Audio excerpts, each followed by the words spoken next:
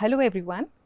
We meet again today to discuss yet another important topic, legal aid and new dispute resolving machinery. A fundamental right guaranteed by the Indian Constitution is the ability to access justice. But in practice, this is rarely the case, particularly for the marginalized and economically disadvantaged people who cannot afford legal representation. Acknowledging this inequality, India has put in place a number of initiatives to guarantee that everyone has access to legal system, including free legal assistance and systems for resolving disputes other than the courts, such as lok adalats, arbitration, mediation and negotiation. In this lecture, the concept, applicability and necessity of free legal assistance as well as various conflict resolution procedures in India are examined and their effects on the legal system and society at large are evaluated. A democratic society is built on the foundation of access to justice. It guarantees that every person has a resource to pursue justice for their concerns and defend their rights, irrespective of their financial situations or social standing. It is impossible to aggregate the significance of having access to justice in India, a country where a sizable fraction of the populace lives below the poverty line and endures several socio-economic difficulties. However, because of things like exorbitant fees, convoluted procedures, and protracted delays, the most marginalized groups in society frequently find it impossible to use the traditional legal system. Acknowledging these obstacles, the Indian legal system has developed to include procedures meant to make it easier to obtain justice and settle conflicts quickly and affordably. Free legal aid and alternate dispute resolution processes such as lok adalats, arbitration, mediation and negotiation are two important foundations of this process. We'll examine the concept, applicability and necessity of these programs today, as well as their efficacy in advancing social welfare and justice in India. Let's start with legal aid in India. Free legal aid is a concept rooted in the principle that justice should not be contingent upon one's ability to pay. It embodies the notion that every individual, regardless of their financial means, should have access to legal representation and assistance when confronted with legal issues. In India, the idea of free legal aid is enshrined in Article 39A of the Constitution, which mandates the state to ensure that justice is not denied to any citizen by reason of economic or other disabilities.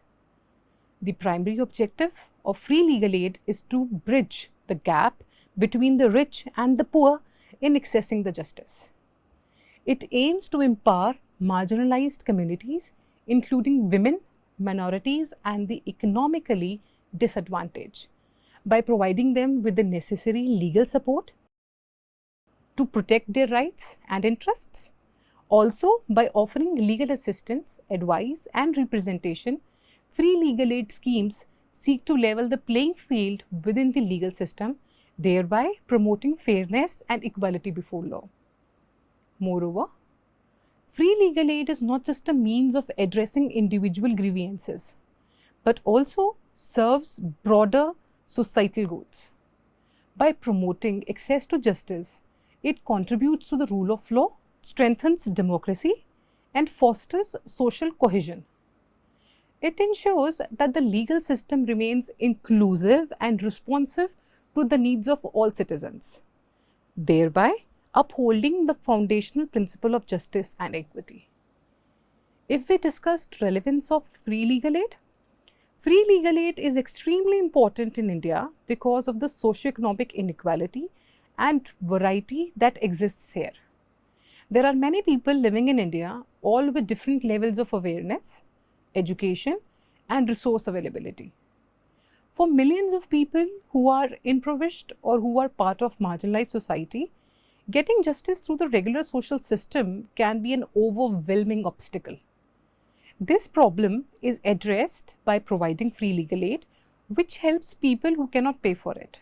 It is essential to protect the rights of those who are marginalized, such as women who are victims of domestic abuse, employees who are taken advantage of by their employers, and those who are unjustly singled out by law enforcement. Free legal aid programs enable people to get legal counsel, representation, and advocacy so they can stand up for their rights and pursue their life with dignity. Free legal aid is also necessary to advance inclusivity and social justice. It lessens the inequalities present in society, where access to resources frequently dictates one's ability to obtain justice. Free legal aid ensures that everyone has access to legal representation regardless of financial situation, which promotes a more just and equal society. It upholds the value of equality, decency, and human rights while preventing the marginalized of weaker groups. The need for free legal aid in India arises from the pervasive inequalities and injustices that characterize its legal landscape. Despite constitutional guarantees of equality and justice, many individuals, particularly those from disadvantaged backgrounds, face systematic barriers in accessing legal resources. Economic constraints, social stigma, and lack of awareness often deter them from seeking legal assistance, leaving them vulnerable to exploitation and injustice. Free legal aid addresses this need by breaking down barriers to access justice. It ensures that financial constraints do not impede an individual's ability to seek legal redressal. By providing legal aid clinics, helplines, and outreach programs, free legal aid schemes reach out to marginalized communities and empower them with the knowledge of their rights and avenues for legal recourse. This proactive approach is crucial for bridging the gap between the law and its beneficiaries, thereby fostering a more inclusive and participatory justice system. Article 39A of the Indian Constitution promises that the economic, social, or regional inequalities or disparities in no manner should hinder the right of individual to access justice. The emergence of alternative dispute resolution mechanisms. Alternative dispute resolution techniques have become increasingly popular in India as a successful way to settle conflicts outside of the traditional court system. In addition to free legal aid, these dispute resolution procedures, which includes lok adalats, arbitration, mediation, and negotiation, gives parties more adaptability, effectiveness, and independence. ADR procedure encourages cooperative problem solving and mutual agreements in contrast to traditional litigation, which is sometimes combative and time consuming. This fosters a culture of consensus building and dispute resolution. Now let's understand lok adalats. Lok adalats or People's Court or lok adalats are a special kind of court in India designed to give plaintiffs prompt and economical justice. These adalats functions on the tenets of settlement, conciliation, and compromise, emphasizing the peaceful resolution of conflicts via discussion and mediation. With the aid of qualified mediators and legal professionals, parties are encouraged to discuss and reach mutually agreeable resolutions in lok adalats as opposed to traditional courts where judges make decisions based on legal precepts. The usefulness of lok adalats reside in their capacity to relieve pressure on the overburdened legal system and give litigants prompt remedy. Lok adalats facilitate efficient justice administration and lessen the strain on formal legal institutions by encouraging parties to resolve their conflicts outside of the court. Additionally, lok adalats provide a venue for accessible, interactive, and culturally appropriate conflict resolution, increasing the significance and relevance of justice for the average citizen. Arbitration is another well-liked alternate dispute resolution method that's frequently utilized in India to settle business conflicts in arbitration. In contrast to litigation, where conflicts are decided by courts, arbitration entails submitting disputes to an unbiased third party, called an arbitrator, who makes a legally binding ruling based on the evidence and facts. Mediation and negotiation for legal aid in India. Two essential elements of alternate dispute resolution processes that have the potential to significantly improve legal aid delivery and increase access to justice in India are mediation and negotiation.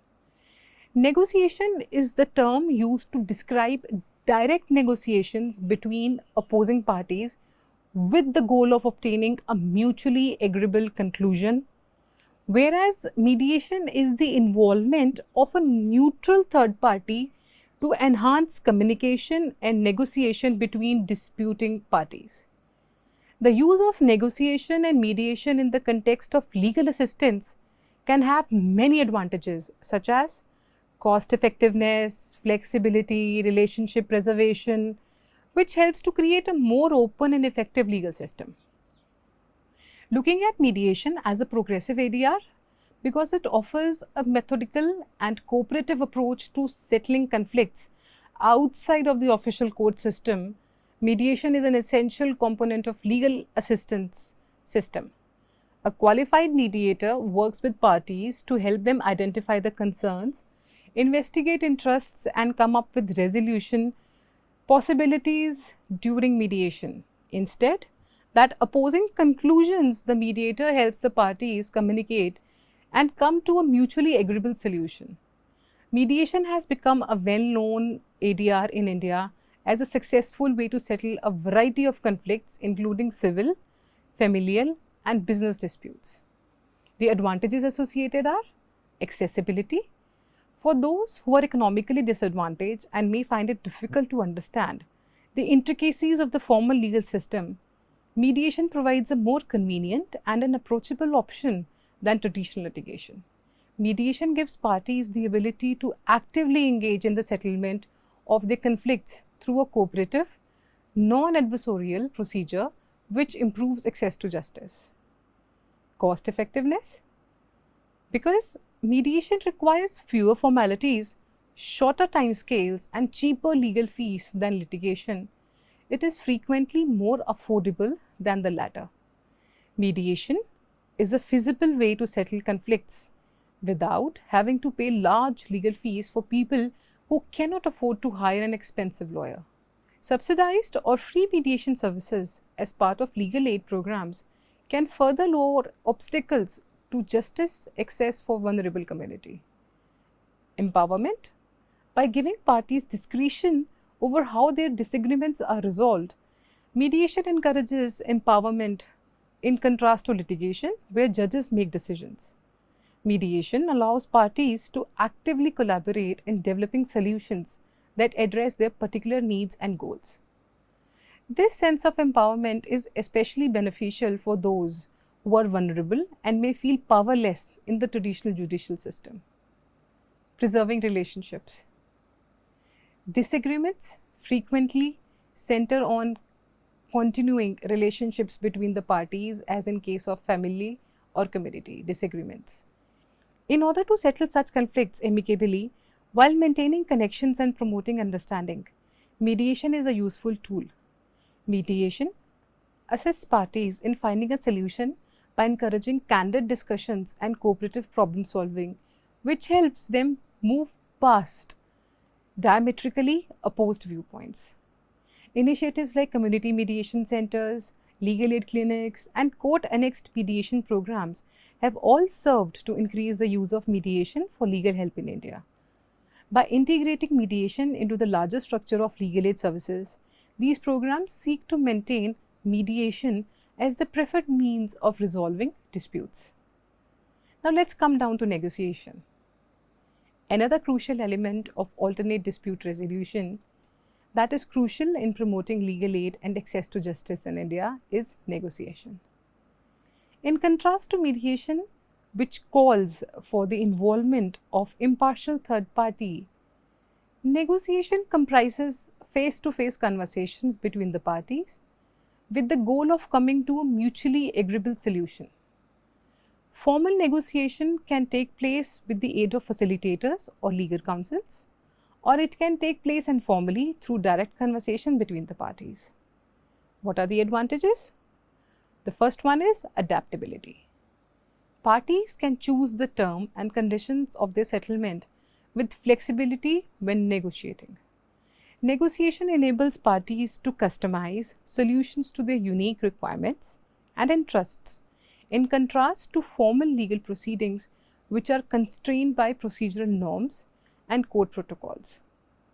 This adaptability is especially helpful in situations where receivers of legal aid could not have particular cultural, social, or economic needs that call for tailored solutions. Privacy. Parties can openly and confidentially communicate their concerns and interests during negotiations. Negotiation can take place in private, unlike court procedures, which are public records. This gives parties the freedom to explore innovative ideas without worrying about embarrassment or damage to their reputation. Because confidentiality fosters trust and motivates participants to participate more actively in the negotiation process. Empowerment. Through active advocacy of their rights and the ability to state their interests, parties are empowered by negotiation.